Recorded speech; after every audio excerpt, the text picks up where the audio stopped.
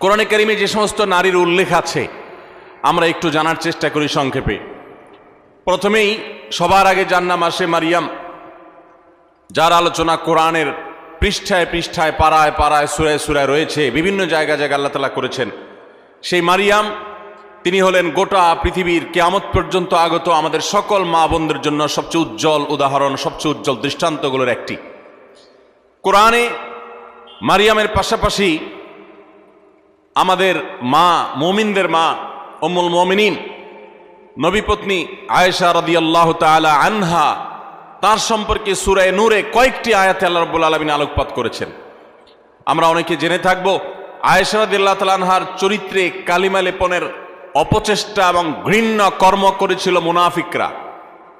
আল্লাহ রাব্বুল আলামিন তার পুততা, পবিত্রতা, তার সতীত্ব এবং তার ব্যাপারে যে মিথ্যা অপবাদ দেওয়া হয়েছে সেই মিথ্যা অপবাদ এবং ষড়যন্ত্র সম্পর্কে কোরআনে কারিমে অনেকগুলো আয়াত নাজিল করেছেন।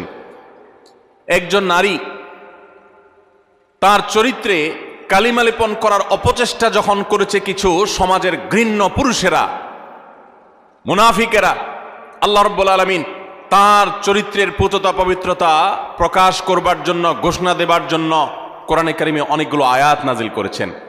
একজন নারী হিসেবে, একজন মুসলিম মেয়ে হিসেবে এই ঘটনা নিশ্চয়ই আমাদের জন্য আনন্দদায়ক, এই ঘটনা নিশ্চয়ই আমাদের জন্য প্রেরণাদায়ক।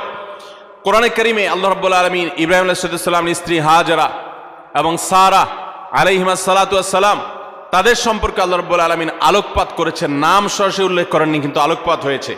কোরআনে কারিমে জাকারিয়া আলাইহিস সালামের স্ত্রীর আলোকপাত হয়েছে, মুসা আলাইহিস সালামের মায়ের আলোচনা হয়েছে, কোরআনে মুসা আলাইহিস সালামের বোনের আলোচনা হয়েছে, কোরআনে